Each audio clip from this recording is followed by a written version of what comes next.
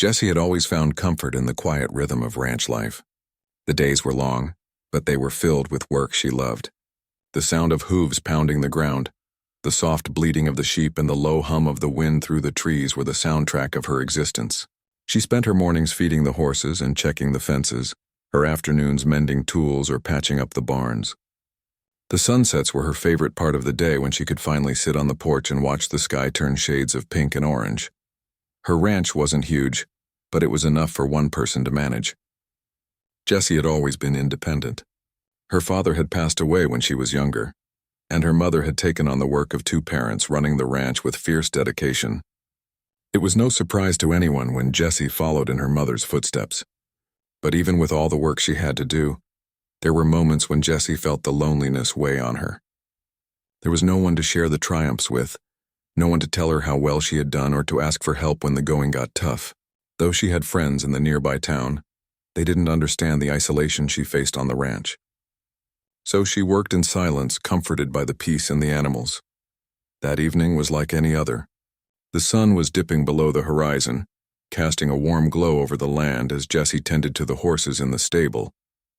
She gave them each a pat on the neck, brushing their coats, checking their hooves, making sure they had enough feed for the night. Her mind wandered a little, thinking about the quiet life she led and wondering if she would ever find someone, who could fill the empty spaces of her world. But that thought was quickly pushed aside as she heard a rustling sound coming from the nearby woods. At first, Jessie thought it was just a fox or some other small animal, but the sound grew louder. It wasn't the typical rustle of leaves. This was heavier, like something or someone was stumbling through the underbrush. Jessie hesitated, her heart beating a little faster.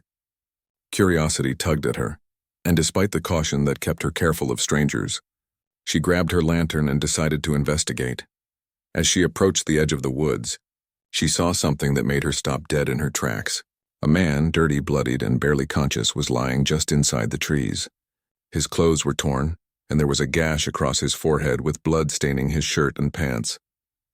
He was breathing heavily, but his body was still. Jessie's instincts kicked in immediately. This man needed help, and he needed it fast. Without thinking, she rushed to his side, kneeling beside him. His eyes flickered open for a brief moment, just enough to let her see the exhaustion and pain in his gaze before he slumped back into unconsciousness. Jessie quickly checked him over, trying to assess the damage. He had a deep cut on his arm and a nasty bruise forming on his cheek, but his head wound seemed to be the most concerning. She had to get him inside and out of the cold before he slipped any further into shock. She pulled her arms under his and did her best to lift him up, but he was too heavy for her to carry alone. She gritted her teeth and tried again, her muscles straining with the effort. After a few moments of struggle, she managed to get him on his feet, leaning heavily against her for support. It was a slow, awkward shuffle back toward the house. His weight was a challenge, but Jessie's determination was stronger. Once inside, Jessie carefully laid him down on the couch, grabbing some rags and water to clean his wounds. The task felt too big for one person, but she had no choice. Jessie had learned some basic first aid skills from her mother and from helping neighbors, but this was more than anything she had ever faced. She worked quickly, her hands moving with practiced precision as she washed the blood away and bandaged his head. She could feel the weight of the situation pressing on her, but she focused on the task at hand. It wasn't long before the cowboy's breathing steadied, but he remained unconscious. Jessie didn't leave his side. She sat by him, watching over him as the night stretched on, making sure he was comfortable, keeping him warm with an extra blanket. At times, she would check his pulse or wipe his forehead with a cool cloth. She didn't know who this man was or why he was out in the woods in such a state, but she couldn't leave him. She couldn't abandon him like that. Her mother had always taught her to help others, no matter the situation, and that's exactly what she was doing now.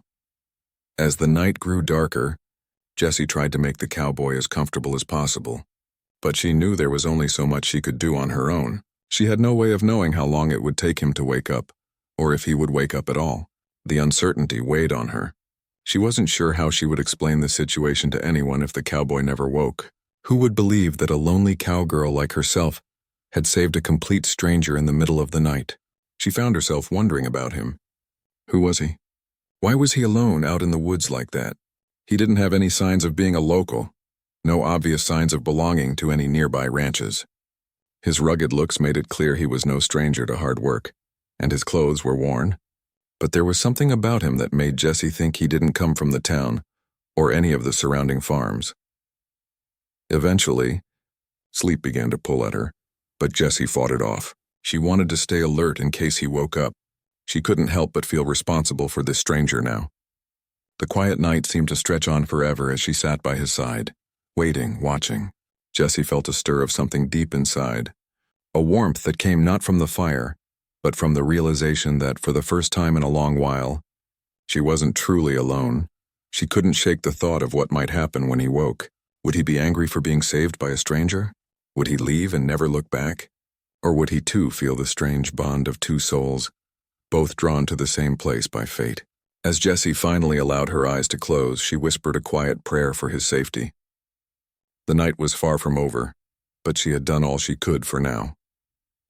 The first rays of morning light filtered through the window, casting a soft glow over the room.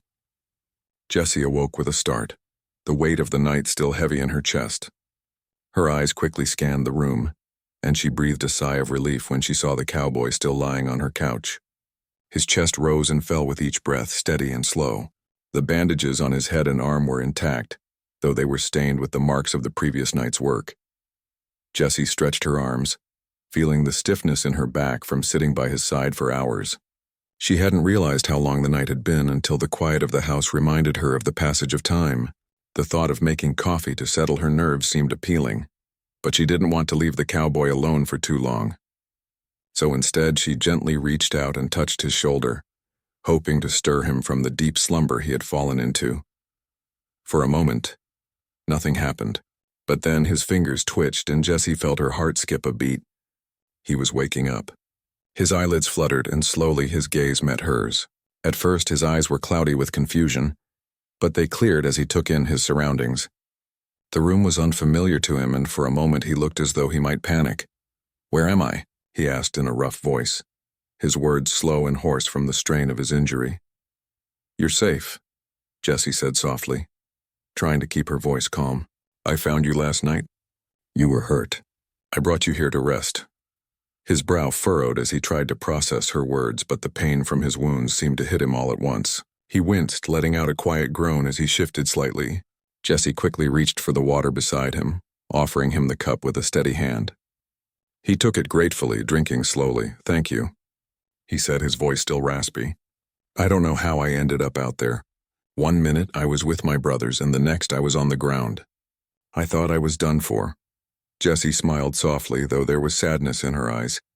She had seen enough of the world to know how quickly things could change. A life could be lost in an instant, and sometimes there was nothing anyone could do to stop it. "You're lucky I found you," she said. "If I hadn't, I don't know what would have happened." He nodded, clearly grateful. "I'm Mason," he said, his voice a little stronger now. "Mason McAllister." "I'm Jessie," she replied. "You're on my ranch. You're safe here." Mason's eyes widened slightly at that. A ranch, alone? It was clear to him that Jessie wasn't like other women he'd met.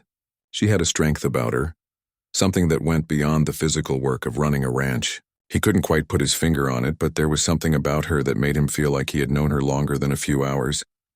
"You live here alone?" he asked, his curiosity evident. Jessie nodded, though she looked down for a moment, almost as if the question caught her off guard.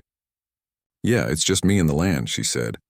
"I've been taking care of it for a long time now." Mason felt a sudden pang of guilt. He had been left for dead by the bandits, and now here he was, depending on a stranger to help him. He hadn't asked for any of this, and he certainly hadn't planned on burdening someone else with his problems. But there was something about Jessie, something that made him feel safe in a way he hadn't felt in a long time. He didn't want to overstay his welcome, but part of him didn't want to leave either. "How long was I out?" he asked, needing to change the subject. "About 12 hours, Jessie replied, checking the clock on the wall. "You've been asleep most of the night." "Must have been some fall," Mason muttered, lifting his hand to touch his head. He winced as his fingers brushed the bandage, but he was relieved to feel that it was already taped in place. Jessie watched him closely, noting how much weaker he still seemed despite his physical recovery. He was still groggy, still not fully himself, but it was obvious that his will to get back on his feet was strong. He was a cowboy, after all. Cowboys didn't stay down for long. I'll make you some breakfast, Jessie said, standing up and stretching her stiff legs. You should eat something before you try to move too much. Mason tried to protest, but his stomach growled loudly and they both laughed. He gave in, sinking back into the couch with a grateful sigh.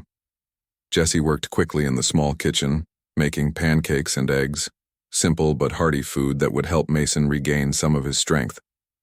She wasn't much of a cook, but she knew how to make enough to fill a stomach. As she worked, her thoughts wandered back to the night before. She had never expected to find a man in such a state, and certainly not one like Mason. She had been raised to trust her instincts, and everything inside her told her that helping him had been the right thing to do. When she brought the food to him, Mason took a deep breath, his body relaxing as the aroma of the meal filled the room. He reached for the plate, his hand shaking slightly as he sat up. The hunger in his eyes was clear, and Jessie watched him carefully, making sure he didn't overexert himself. "So, what now?" Mason asked after a few minutes of silence. "Do I just stay here?" Jessie hesitated, her eyes flicking to the window. She had spent so long alone on this ranch, and now she found herself uncertain about the next steps. She hadn't planned on taking care of anyone, least of all someone she had just met. But something about Mason's vulnerability stirred something in her. She didn't want to turn him away, not yet at least. "For now, you stay here and rest," she said finally. "I'll take care of things, and when you're ready, you can go. But right now, you need to heal." Mason looked at her for a long moment, as if he were trying to read her. Jessie met his gaze without flinching. Finally, he nodded, understanding the quiet strength she held within. He knew that she wasn't just offering him a place to stay. She was offering him something deeper, safety, security, and a chance to recover. "I'll be in your debt," he said, his voice quiet but sincere. Jessie smiled, the first genuine smile she'd had all day. "You don't owe me anything," she said. "Just get better." As the hours passed, Mason's strength began to return. His brothers were still out there somewhere, likely searching for him, but for now he was content to be in this strange, peaceful place. He couldn't help but wonder what kind of person Jessie was. Someone who lived so far from town, someone who took on such a heavy load. But he also found himself wondering if there was more to their story than just chance. Could it be that fate had brought him here for a reason? When the sun started to set and the evening air grew cooler, Jessie and Mason shared another quiet moment on the porch. The stars began to twinkle overhead, and for the first time in a long while, neither of them felt quite as lonely.